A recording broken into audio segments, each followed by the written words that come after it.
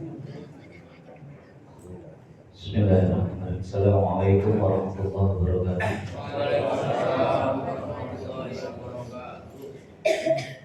Alhamdulillah wassalatu wassalamu ala Rasulillah wa la hawla wa la quwwata illa billah. Asyhadu an la ilaha illallah wahdahu la syarika lahu wa asyhadu anna Muhammadan abduhu wa rasuluh.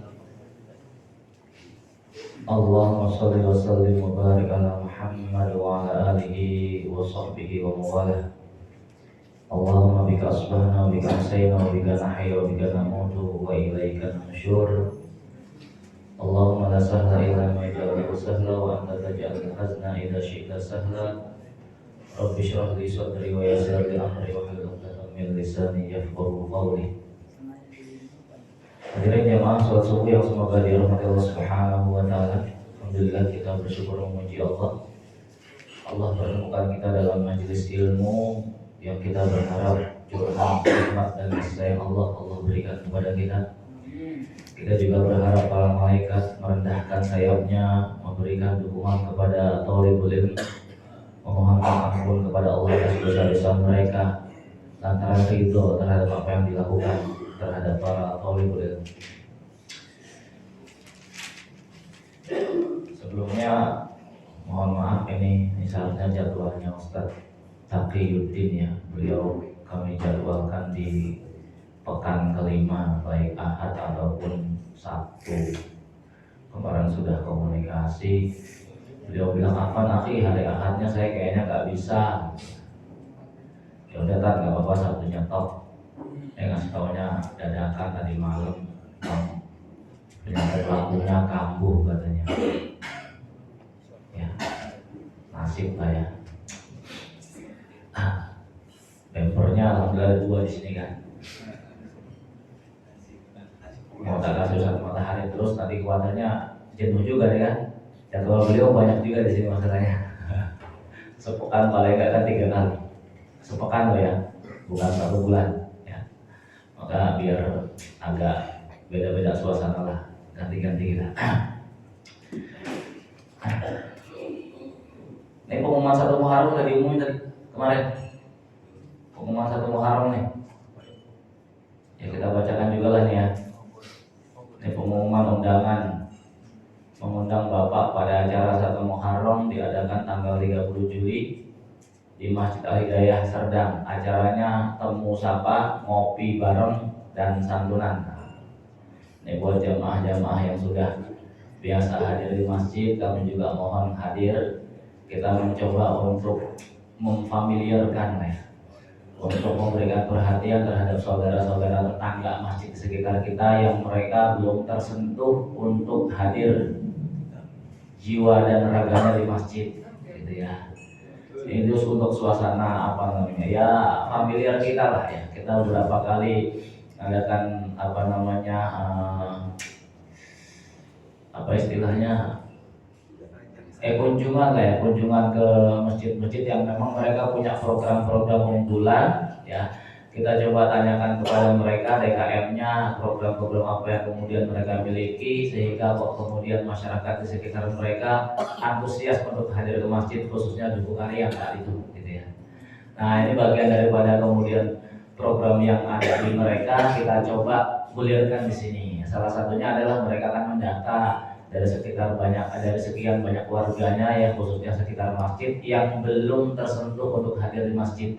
Nah, ini pula yang kemudian dilakukan oleh DKM kita Bapak Haji Bambang Subroto ya. Semoga Allah senantiasa menjaga beliau. Amin. Ini untuk ya supaya paling nggak menggerakkan lah, kita memberikan perhatian terhadap saudara kita yang memang secara hati belum Allah gerakkan ya. Kalau hidayah itu kan sudah yakin sudah sampai kepada mereka. Hanya tinggal hati itu mau membuka pintu atau enggak untuk kemudian menyambut hidayah tersebut. Maka kita punya ada salah satu cara-cara yang kemudian bisa kita terapkan, di mana ya kita mencoba berbagilah kepada mereka. Kalau kemudian diundang suruh kajian, demi Allah yakin gak bakal datang itu. Ya kan? Cuma kalau diundang ngopi bareng lah, ya kan? Insya Allah tuh mau itu. Baru dalamnya kita isi ya acara-acara ngobrol santai lah ya. Nah kami juga berharap nih jamaah-jamaah yang sudah memang Allah gerakkan hati kita untuk hadir di masjid, ya mau juga kemudian hadir di sini sekedar ngobrol-ngobrol lah, ya Pak ya. Baik, jamaah yang semoga dirahmati Allah Subhanahu wa taala ya. Kita mulai dari firman Allah Subhanahu wa taala dalam surat Al-Hadid ini, insyaallah ayatnya sudah banyak dihafal, sudah banyak dipaham, di mana ini terkait keyakinan kita ya. Salah satu pilar daripada rukun iman itu adalah iman kepada qada dan qadar. Allah Subhanahu wa taala mengingatkan, a'udzubillahi minasyaitonir rajim. Ma asaba min musibatin fil ardi wala fi anfusikum illa fi kitabim min qabli an nabra'aha inna dzalika 'alallahi yasir likai la ta'saw 'ala ma fatakum wa la tafrahu bima atakum.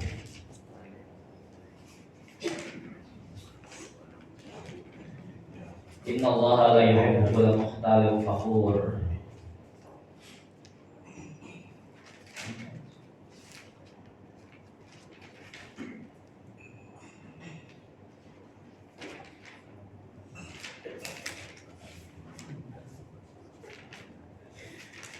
Ma asaba min musibatin, tidak ada satupun musibah yang kemudian menimpa di muka bumi, yang terjadi di muka bumi ataupun terhadap diri kalian.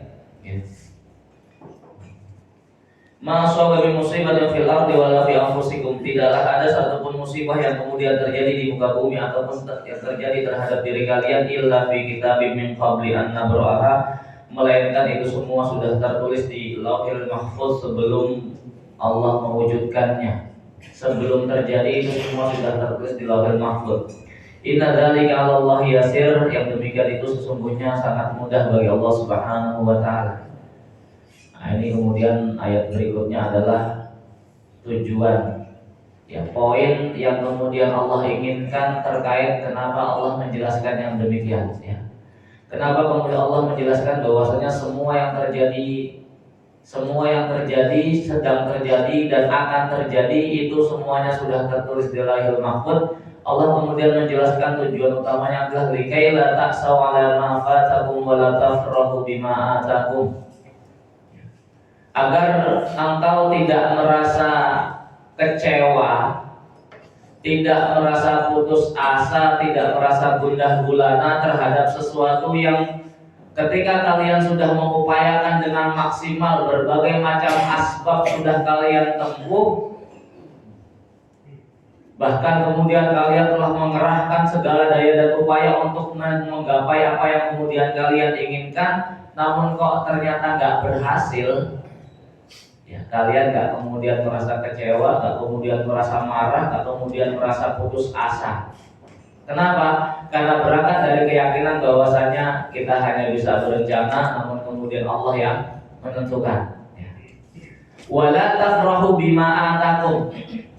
Nah, ini juga yang kemudian menjadi poin keduanya. Dan kalian tidak merasa jumawa, tidak merasa angkuh, tidak merasa saya loh, ya gara-gara saya ya. Tentu sajalah, namanya juga saya gitu. Wala tafrahu bima atakum, kalian tidak merasa jumawa terhadap sesuatu yang mampu kalian raih. Tidak sebagaimana kemudian diucapkan oleh Qarun ketika kemudian diingatkan oleh kaumnya atau diingatkan oleh Nabi Musa alaihissalam, maka dengan akunya mengatakan innama utituhu ala ilmin indi. Saya ini kaya lantaran memang saya punya skill dalam mengurus perkara dunia, saya punya ilmunya. Ya. Memang segala sesuatu itu pakai ilmu, baik kita mau meraih kesuksesan dunia ataupun akhirat, semua ada ilmunya. Hanya ketika kemudian kesuksesan itu mampu diraih, jangan sampai kemudian menyandarkan kesuksesan itu lantaran ilmu yang kita miliki. Maka kalau kemudian kita perluas lagi berbicara tentang fitnah Dajjal, ya, korelasi antara fitnah Dajjal dengan surat Al-Kahfi, di mana Rasulullah SAW itu menyebutkan bahwasanya surat Al-Kahfi ini menjadi penyelamat daripada fitnah Dajjal. Ini salah satunya adalah karena di dalam surat Al-Kahfi itu terdapat 4 kisah, di mana 4 kisah ini di dalamnya mengandung hikmah bahwasanya Dajjal akan membawa fitnah sebagaimana yang tertuang di dalam surah Al-Kahfi tadi. Dan dalam surah Al-Kahfi tersebut ada fitnahnya dan ada solusinya. Kisah yang pertama adalah kisah tentang 7 orang yang kemudian mereka berlindung di dalam sebuah gua. Fitnah yang terjadi kepada mereka adalah fitnah yang melanda akidah mereka. Mereka kemudian menyelamatkan akidah mereka dengan bersembunyi di dalam gua. Kemudian kisah yang kedua adalah kisah tentang pemilik 2 kebun, di mana fitnah yang melanda mereka adalah fitnah harta. Fitnah harta yang kemudian dalam ayat itu juga Allah memberikan solusi terbaik gimana kemudian terhindar daripada fitnah harta. Kisah yang berikutnya adalah kisah tentang Nabi Musa alaihissalam, di mana dalam hal ini kalau kemudian mau dijabarkan adalah fitnah ilmu pengetahuan. Di mana Nabi Musa alaihissalam ketika kemudian ditanya oleh kaumnya siapakah orang yang paling fakih, maka Nabi Musa mengatakan saya. Allah tegur di belahan bumi lain ada hamba Allah yang lebih fakih daripada Musa. Tertantang Nabi Musa, Cuma tertantangnya Nabi Musa benar Pak. Artinya dia tertantang untuk kemudian mau menambah ilmunya. Maka kemudian dia bertekad mengajak salah seorang muridnya untuk kemudian bertemu dengan hamba Allah yang Allah sebutkan tadi. Itu Nabi Khadir Ada yang disebutkan Nabi, ada yang disebutkan orang soleh. Cuma kalau melihat konteksnya saya lebih cenderung beliau seorang Nabi. Kenapa? Karena memiliki syariat sendiri. Karena kan tidak ikut syariatnya Musa Allah a'lam bishawab. Bertemu dengan Khadir dan disitulah kemudian fitnah ilmu yang dimiliki Musa, ternyata beliau mampu melewati ujian fitnah tersebut dan dengan sukarela mau menjadi murid bagi Nabi Khadir, sekalipun harus menempuh perjalanan jauh, perjalanan tanpa ujung lah istilahnya begitu kan. Dan beliau mengakui bahwasanya memang Nabi Khadir jauh lebih fakih. Kenapa? Karena syariatnya berbeda.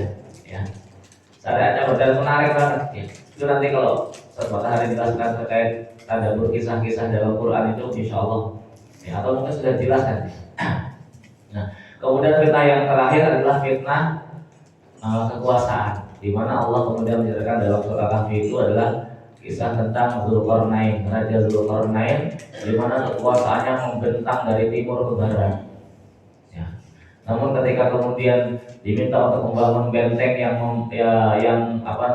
membatasi ruang gerak Ya'juj Ma'juj, di akhir ayatnya kemudian beliau mengatakan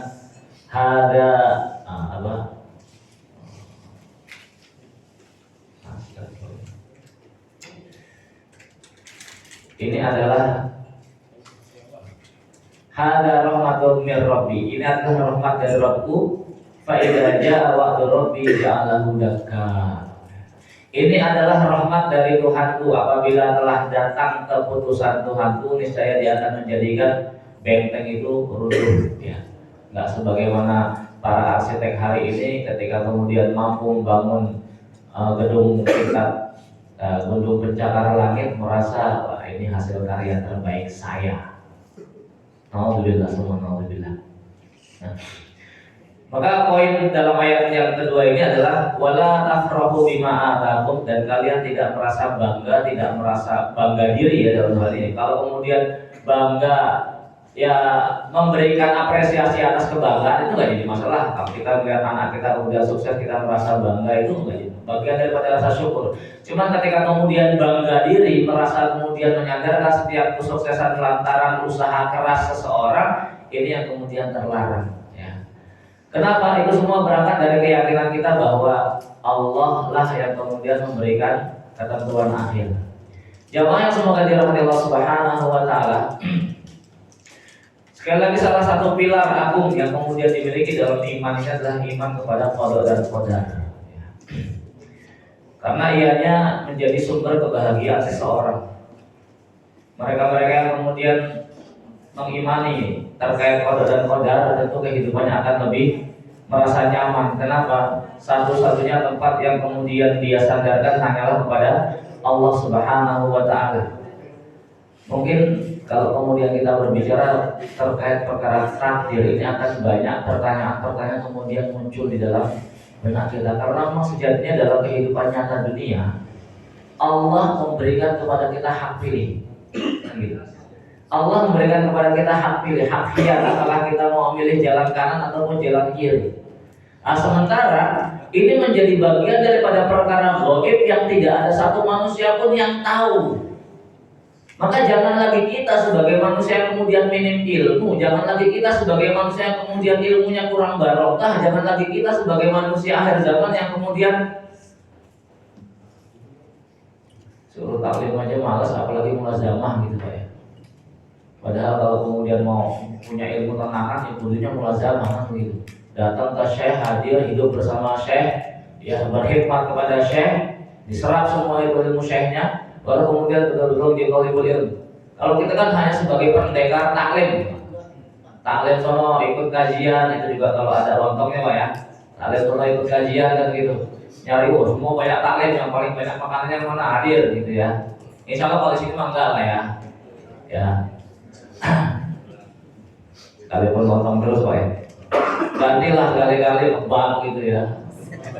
Ini ada juga kan kebab gitu. Nah, jangan lagi kita ya manusia-manusia zaman lalu, sahabat saja kemudian ada sebagian mereka merasa gundah ketika kemudian mencoba memahami takdir. Akal mereka terbatas karena memang sekali lagi Allah menciptakan manusia dengan akal yang terbatas. Ilmu manusia terbatas, kemampuan mencerna terbatas, sehingga ketika kemudian mereka memaksakan diri untuk mencari sesuatu yang di luar nalar manusia, kalau kemudian dipaksakan itu akan mentok, yang ada stres. Ya. Cuma enaknya para sahabat, mereka hidup bersama dengan Nabi. Apapun masalah yang kemudian ada di dalam otak mereka, di dalam benak mereka, beban-beban pikiran yang ada di dalam diri mereka, mereka bisa langsung datang kepada Nabi, tanya, selesai urusannya. Nah kita, semua beban-beban yang ada di kepala kita mau nanya siapa nih? Nanya ustadz ini beda, ustadz ini beda, ustadz ini beda. Ini yang benar yang mana? Maka jamaah saudara Subhanahu wa taala, mudah-mudahan jawaban Nabi ini menjadi solusi terbaik bagi kita untuk juga memahami konteks bagaimana kita memahami kok bisa semua yang sudah terjadi. Iya kita paham ya, mudah kita cerna. Yang sedang terjadi dan yang akan terjadi kok bisa ini menjadi bagian daripada, bukan sudah menjadi ketetapan yang memang Allah sudah tuliskan di Lauhul Mahfuz. Hadis dari Jabir radhiyallahu anhu. Hadis dari Jabir radhiyallahu anhu, di mana salah seorang sahabat namanya Suraqah bin Malik datang kepada Nabi, kemudian bertanya kepada Nabi, "Ya Rasulullah, bayyin lana dinana ka'annana khuliqnal an." Apa maqala? Wahai Rasul, coba terangkan kepada kami, jelaskan kepada kami, jabarkan kepada kami tentang di antara pokok-pokok perkara agama kami. Kenapa kok saya melihat seolah-olah apakah sesuatu yang sedang terjadi dan akan terjadi, atau apakah sesuatu yang terjadi ini itu memang sudah ditetapkan oleh Allah di Lauhul Mahfuz, atau kemudian itu sesuatu yang baru ditetapkan ketika itu telah terjadi. Ya. Karena memang secara logika sulit buat dicerna kalau kemudian memahami takdir, maka dia menjadi bagian daripada perkara iman gitu ya. Dan kita sudah sering menjelaskan bahwasanya esensi daripada perkara iman itu kan mengimani sesuatu yang gaib. Kalau kemudian sesuatu itu nggak gaib, kita iman itu wajar, ya. Sesuatu nggak gaib, kita kemudian beriman, seorang beriman itu wajar. Mengimani matahari terbit dari barat kalau sudah nongol itu wajar, orang pada beriman semua. Cuma untuk kemudian kondisi hari ini, yakin nggak matahari bakal terbit dari barat, orang masih mikir gimana ceritanya. Biasanya hukum alamnya itu kan begitu, dari timur semua gitu ya. Ya maka tadi konteks iman itu mesti perkara gaib, dan perkara gaib itu nggak bisa ditalar dengan logika manusia ya. Karena ini adalah hak milik Allah Subhanahu wa taala. Maka Suraqah bin Malik kemudian bertanya kepada Nabi, wahai Rasul, jelaskan kepada kami tentang perkara agama kami. Apakah sesuatu yang terjadi ini memang sudah betul-betul ditetapkan oleh Allah, dituliskan di Lauhil Mahfuz, atau kemudian dia sesuatu yang kemudian baru ditetapkan ketika itu sudah terjadi? Maka Rasul kemudian mengatakan qala la. Rasul mengatakan tidak, ya. Bal fima jaffat bihil aqlam wa jarrat bihil maqadir. Tidak, akan tetapi itu semua sudah tertulis di Lauhil Mahfuz, tintanya sudah kering, ya.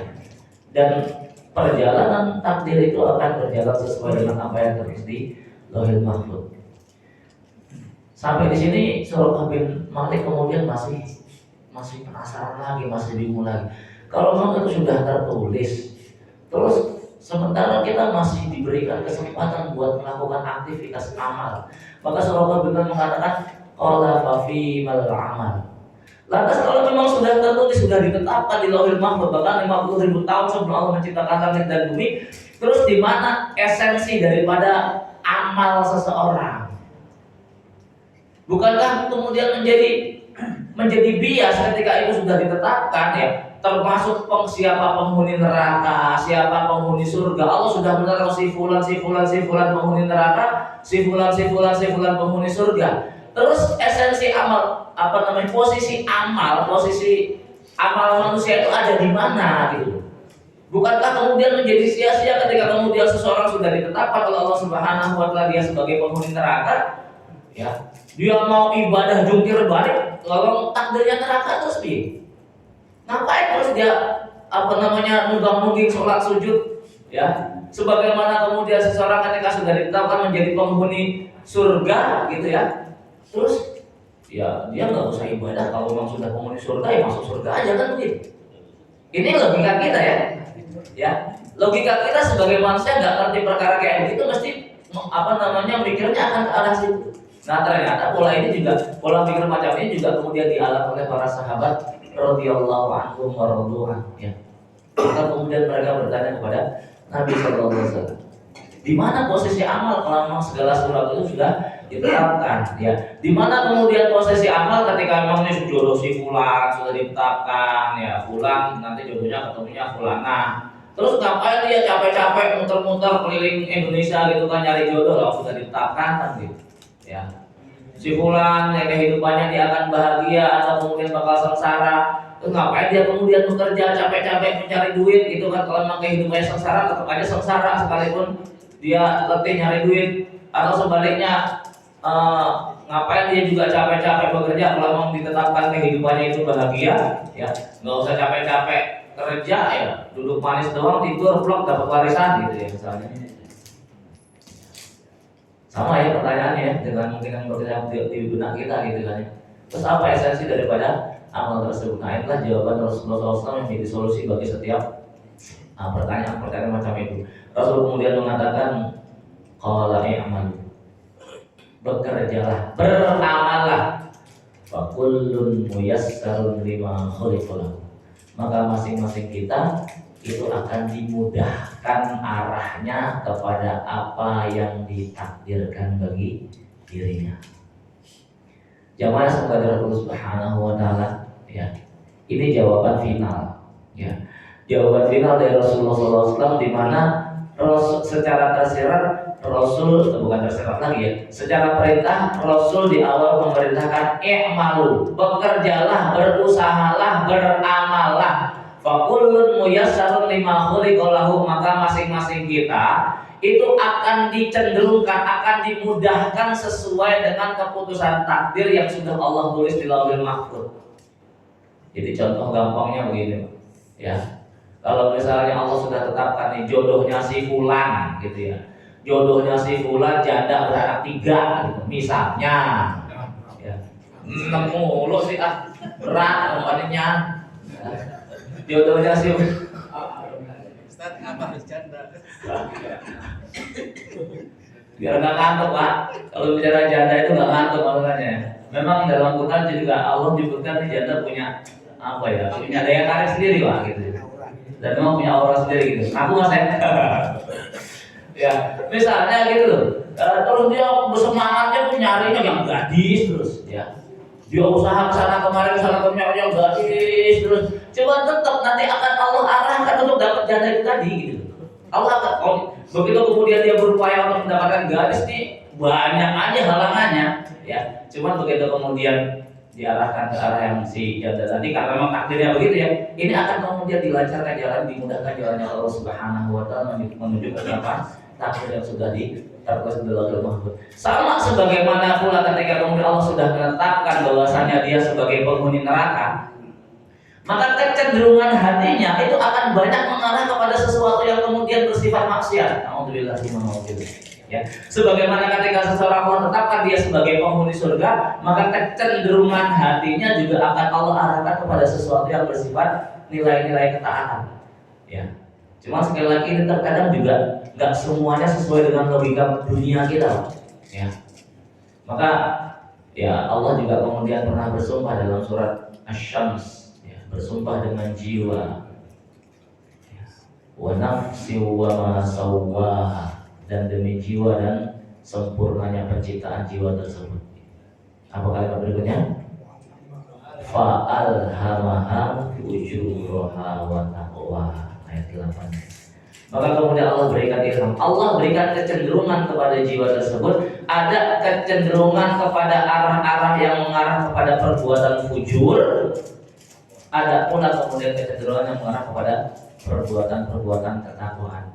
Dan menariknya masing-masing kita nggak ada yang kemudian merasa terpaksa melakukan apa yang kita pilih. Ya kan? Di depan kita sudah Allah ciptakan dua jalan, kanan, kiri, benar dan salah. Ketika kemudian kita berada di persimpangan, kita mau milih yang kanan ataupun yang kiri, di mana apapun pilihannya itu sudah tertulis di Lauhul Mahfuz, kita nggak ada yang terpaksa. Hari ini ketika kemudian kita menjadi hamba-hamba yang taat, insya Allah, amin, kita nggak merasa terpaksa untuk menjadi hamba Allah yang taat. Sebagaimana ketika kemudian seseorang memilih jalur kemaksiatan, mereka juga nggak merasa terpaksa untuk memilih jalur kemaksiatan tersebut. Ya, kita bukan robot yang kemudian kehidupannya memang ada yang kontrol gitu ya. Kamu nggak boleh ke kanan, harus ke kiri terus. Kita bukan, maka saya nggak cocok dengan istilah dunia panggung sandiwara gitu ya. Kenapa? Karena para pemeran sandiwara dia nggak boleh keluar jalur itu, ya, nggak boleh kemudian keluar teks, kalau salah balik lagi, ulangi kan gitu, cut gitu. Kalau kita nggak ada yang terpaksa ketika kemudian kita milih jalan ketaatan, kita juga itu dengan keinginan diri kita sendiri, dengan kesadaran diri kita sendiri, dengan kemudian pengetahuan yang kita miliki bahwasanya kalau kemudian kita taat ujungnya akan begini. Sebagaimana mereka kemudian memilih jalur kemaksiatan, mereka juga sadar bahwasanya mereka berada di atas kemaksiatan dan itu pilihan mereka. Dan tidak ada satupun dari mereka yang kemudian terpaksa memilih kemaksiatan tersebut. Semua atas dasar keinginan sendiri. Maka jamaah sudah dirahmati Allah Subhanahu wa taala, ya. Maka bukan kemudian bagaimana nasib kita di masa depan, bukan kemudian bagaimana nasib kita di akhirat. Bukan itu yang kemudian kita khawatirkan. Yang kita khawatirkan ketika hari ini kecenderungan hati kita diarahkan kemana itu. Itu yang kemudian kita khawatirkan. Ya. Karena memang perjalanan takdir sekali lagi itu sesuatu yang gaib, yang memang unik sekali. Sekali lagi ini karena di luar nalar logika manusia. Kalau tadi kemudian dikatakan Allah akan memudahkan, kullun muyassarun lima khuliqa lahu. Allah akan memudahkan setiap kita untuk menggapai apa yang sudah ditakdirkan bagi diri kita. Ya. Menariknya begini, kalimat muyassarun lima khuliqa lahu, Allah akan memudahkan apa yang sudah ditakdirkan. Itu terkadang di luar, bukan terkadang lagi, umumnya itu di luar nalar manusia, di luar logika manusia. Contoh, kisah Nabi Yusuf alaihissalam. Karena kita sudah tahu akhir ceritanya, Pak ya, maka kita bisa katakan Allah telah mentakdirkan Nabi Yusuf alaihissalam menjadi penguasa Mesir. Cuma lihat perjalanan muyassarun lima khuliqa lahu. Apa yang kemudian dilalui Nabi Yusuf alaihissalam, ya. dia harus kemudian mendapatkan cibiran dari saudara seayahnya, dia mendapatkan hujatan, mendapatkan segala macam, sampai kemudian rasa dengki itu terwujud dalam amal nyata. Saudara-saudaranya Nabi Yusuf alaihissalam dibawa ke tengah padang rumput, kemudian ceburin sumur gitu ya. Cuma ini bagian dari perjalanan yang kemudian harus dilalui Nabi Yusuf alaihissalam untuk kemudian menggapai takdirnya menjadi penguasa Mesir. Masuk sumur, kemudian dibawa sama musafir, ternyata ya pedagang budak gitu kan, ya dijual jadi budak. Lihat, ketemu nggak antara jadi penguasa Mesir dengan menjadi budak? Kan jauh banget, ya. Cuma sekali lagi, tanya ini bagian daripada kul muyassarun lima khuliqa lahu, ya. Jadi budak yang boleh kemudian raja Mesir, ya. Istri raja Mesir kemudian kepincut lantaran ganteng gitu. Ya, standar ganteng itu kalau kemudian orang melihat antum, ya akhwat melihat antum terus motong jarinya, dia nggak berasa ganteng berarti antum. Masya Allah. Nah, sampai kemudian harus masuk penjara dulu, baru kemudian ternyata disitulah Allah kemudian mempertemukan Nabi Yusuf alaihissalam dengan takdirnya menjadi penguasa Mesir. Lihat perjalanan Nabi Yusuf alaihissalam dari kemudian kecil harus kemudian dipisahkan sama orang tuanya, harus nyemplung sumur dulu, harus jadi budak dulu, harus masuk penjara dulu. Ini yang kemudian menghantarkan beliau menjadi penguasa Mesir. Yang demi Allah, kalau kemudian itu nggak dilalui, beliau nggak jadi penguasa Mesir. Ya, Masya Allah. Sama pula dengan Nabi Musa alaihissalam. Ya, dimana kullun muyassarun lima khuliqa lahu, itu ternyata menjadikan Nabi Musa alaihissalam harus dihanyutkan ke sungai. Kenapa? Lahirnya Nabi Musa alaihissalam bertepatan dengan digulirkannya peraturan harus dibunuhnya bayi laki-laki Bani Israel, kan gitu. Kita pernah jelaskan juga ya, karena diterapkannya peraturan itu setahun sekali. Tahun pertama diwajibkan bunuh, tahun keduanya dibiarkan, ya, supaya tetap ada generasi Bani Israel yang jadi budak, kan begitu. Kalau tiap tahun bayi lahir dibunuh, nggak ada Nabi Harun itu, ya, karena Nabi Harun lahir pas kemudian peraturan itu dinonaktifkan, kan begitu. Ya, Nabi Musa lahir pas peraturan itu sudah on. Nah, cuma perjalanan Nabi Musa untuk menggapai takdirnya, beliau akan kemudian menumbangkan tirani Fir'aun. Beliau kemudian harus dihanyutkan, yang kemudian memang ketetapan takdirnya nyangkut di tempat permandian dayang-dayangnya Fir'aun. Ini kan bagian daripada sesuatu yang kok kayaknya jauh banget, nggak ketemu gitu loh, ya, nggak ketemu. Artinya tadi kalau kemudian kisah Musa dengan Fir'aun itu kan melihat apa yang kemudian dilakukan oleh Fir'aun laknatullah alaihi, seolah-olah memustahilkan, kayaknya nggak mungkin ada yang bisa numbangkan Fir'aun, peraturannya kayak begitu, ya kan? Peraturan kejamnya semua bayi harus dibunuh, ya kan? Terus dari mana kemudian akan muncul generasi yang kemudian mampu menumbangkan tirani Fir'aun? Nah, ini udah cara Allah lah ya. Tugas kita hanya kemudian beramal sesuai kemudian syariat yang Allah berlakukan kepada kita, ya. Adapun perkara kemudian hasil, nah itu cara Allah. Kita nggak perlu kemudian mempertanyakan itu. Allah punya beragam cara, ya. Dan yang namanya kebenaran itu akan senantiasa mencari jalurnya. Dibendung di sini, ya, dia seperti air lah. Ya. Dibendung di sini dia akan nyari terus, dia akan numpuk. Lama-lama bendungan juga bakalan jebol. Kalau kemudian nggak jebol, dia akan mencari celah, ya. Nggak jebol, kalau kemudian ada jalur keluar, dia akan mencari selah. Ya, kalau kemudian nggak ada jalur keluar sama sekali, dia akan dobrak paksa itu. Ya. Maka jamaah semoga dirahmati Allah Subhanahu Wa Taala, ini bagian daripada perjalanan takdir yang kemudian lebih banyak nggak sesuai dengan logika kita manusia. Ya, karena memang sekali lagi logika kita terbatas, sementara ilmu Allah itu sangat luas. Maka jamaah sholat subuh yang semoga dirahmati Allah Subhanahu Wa Taala, sekali lagi bukan kemudian bagaimana nasib kita di masa mendatang yang kita khawatirkan, atau bukan bagaimana nanti nasib kehidupan kita di akhirat yang kemudian kita khawatirkan, karena kondisi kita hari ini sedang hidup di dunia dan masa depan itu bukan sebuah bongkahan besar. yang kemudian kok tiba-tiba setiap manusia plek tahu-tahu sampai di masa depan. Enggak. Dia menjadi bagian daripada perjalanan waktu. Bagian menjadi perjalanan waktu di mana ya sebagaimana yang kemudian kita gambarkan, kita manusia itu yakin rata-rata punya cita-cita pengen menjadi apa. Nah, tinggal kemudian harus kita bisa bedakan antara cita-cita dengan taman nih, angan-angan, ya. Angan-angan loh, pengen jadi hafid misalnya. Saya, masya Allah ya, kalau nanya temen itu, ada sih temen itu nanya, yang terjadi itu mau ngapain Mas? Ya, usia udah mau kepala 5 gitu kan, masih apa namanya lutang-lantung begini, kerjaan gak jelas. Ada pengen jadi hafid banget sebetulnya. Nah, baca Qurannya belepetan, ngaji juga kagak, kan gitu. Ya memang, ya ini cita-cita pangan-angan nih. Ini bukan cita-cita, ini tamani. Artinya kalau kemudian kita pengen menggapai apa yang kemudian kita inginkan, ya perjalanan hidup kita yang paling tidak mengarah kepada sesuatu yang memang kita inginkan, kan gitu. Ya kan, pengennya jadi hafid, cuman kemudian datang ke masjid jarang, buka Quran boro-boro, Qurannya pada berdebu gitu ya. Belajar tajwid apalagi. Nah, kemarin masya Allah kita hadir di pelatihan ilmu tajwid. Gitu ya. Dan memang semakin kita belajar, semakin kita bahasa kasarnya semakin kita goblok. Betul, bukan goblok. Semakin ngerasa goblok tuh di situ. Semakin belajar, kita merasa udah pintar, ternyata begitu ketemu ahlinya, ya kita nggak punya ilmu apa-apa gitu.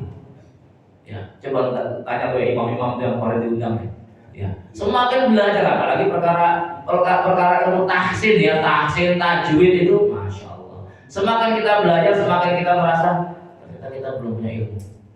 Nah, cuma kan rata-rata faktor macam-macam lah faktornya. Ustadznya nggak asiknya, gitu ya, nggak mau belajar. Faktor ustadznya ini bikin bete nih, gitu kan, nggak mau belajar. Faktor atau mungkin yang lebih parah faktor angkuh. Nah ini yang kemudian betul-betul menghalangi ilmu, faktor keangkuhan.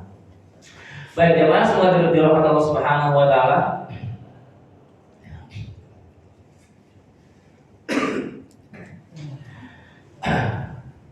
Ini sekali lagi ini adalah jawaban daripada Rasulullah SAW yang mudah-mudahan ini juga menjadi menjadi jawaban bagi setiap pertanyaan yang kemudian berkecamuk di dalam benak kita ketika kemudian kita juga mempertanyakan ya terus buat apa kita beramal, buat apa kita bekerja, buat apa kemudian kita berusaha ketika kemudian semua itu sudah ditetapkan oleh Allah Subhanahu wa taala. Sekali lagi bahwasanya kewajiban kita adalah beramal, kewajiban kita adalah bekerja, kewajiban kita adalah berusaha, ya. Dan setiap usaha yang kita lakukan itu juga menjadi bagian daripada catatan takdir yang sudah Allah tetapkan, ya. Rufi'atil aqlam wa jaffatis suhuf, ya. Pena sudah diangkat, ya, dan lembaran-lembaran sudah kering. Artinya ini sesuatu yang bersifat final, tidak mungkin bisa berubah, ya. Kalau kemudian muncul pertanyaan-pertanyaan susulan yang cuman ini kayaknya juga sudah pernah kita sampaikan, ya, berkaitan dengan hadis Nabi SAW, tidak ada yang kemudian mampu merubah takdir kecuali apa? Doa, ya. Maka konteksnya bukan catatan takdir yang kemudian tertulis di Lauhil Mahfuz. Kalau kemudian catatan takdir yang tertulis di Lauhil Mahfuz ini berubah, berarti batal hadis Nabi Jaffatil Urfiatil Aqlam wa Jaffatis Suhuf itu jadi batal, ya. Konteksnya ya kita kembali ulangi sebagai satu pengingat kita. Konteksnya adalah prasangka kita, dugaan kita, ya. Dugaan kita bahwasanya catatan takdir kita bakalan mati tanggal sekian, lantaran prediksi dokter penyakitnya sudah akut, ya usianya paling nggak sampai 3 hari, dokter memprediksi ya itu paling 3 hari lagi lewat ini mah, ya. Nah, ketika kemudian kita sebagai anggota keluarganya mendengar vonis dokter kayak begitu, dan itu sah-sah saja dokter ngasih vonis kayak begitu. Dokter nggak memastikan, cuman kemudian berdasarkan ilmu yang dimiliki dokter, pengalaman-pengalaman yang terjadi seputar penyakit macam kayak begitu, maka biasanya ini kayaknya usianya nggak sampai 1 pekan, gitu ya. Dan ini sah, boleh. Berdasarkan ilmiah ilmu bisa dipertanggungjawabkan kayak gitu loh ya. Dan itu tidak melanggar aturan syariat karena tidak ada kepastian, ya. Cuman dia tadi melihat keumuman ketika seseorang mengidap penyakit berat kayak begitu, ini ini rata-rata usianya nggak sampai 1 pekan. Nah, mendengar kayak begini kemudian anggota keluarganya ya banyak-banyak doa, banyak-banyak munajat, kemudian dia bersedekah, beramal macam-macam ya. 1 minggu lewat, 2 minggu lewat, 3 minggu, dokternya mati duluan malah yang kondis gitu ya. Wah, kemudian masya Allah ini berkat doa kita, alhamdulillah saudara kita atau orang tua kita ya takdirnya berubah. Dan belum takdirnya mati 1 pekan kemudian, kok takdirnya masih 7 tahun lagi gitu loh ya. Ya kata ternyata catatan takdir masih 7 tahun lagi kan begitu. Ya, maka jamaah yang semoga dirahmati Allah Subhanahu wa taala, ya ini mudah-mudahan bisa menjadi pencerahan bagi kita ya untuk kemudian memahami bagaimana seharusnya kita beramal ya. Kullun muyassarun lima khuliqa lahu. Ketika kita kemudian mengharapkan takdir yang baik ya, maka coba arahkan ya, cenderungkan hati kita untuk kemudian mencintai kebaikan-kebaikan sebagaimana ketika kita berharap Allah menjauhkan kita dari neraka, buat keinginan kita untuk kemudian mengikuti hawa nafsu dan itu masing-masing kita tidak ada yang kemudian merasa terpaksa untuk mencintai kebaikan atau kemudian terpaksa untuk membenci keburukan. Allah alam bisawab ya, mudah-mudahan manfaat ya. Kita cukupkan, nggak ada pertanyaan ya? Alhamdulillah, kalau nggak ada mudah-mudahan paham semua ya. Aku qouli hadza subhanakallahumma wa bihamdika asyhadu an la ilaha illa anta astaghfiruka wa atubu ilaik. Wa sallallahu ala nabiyyina Muhammad. Assalamualaikum warahmatullahi wabarakatuh.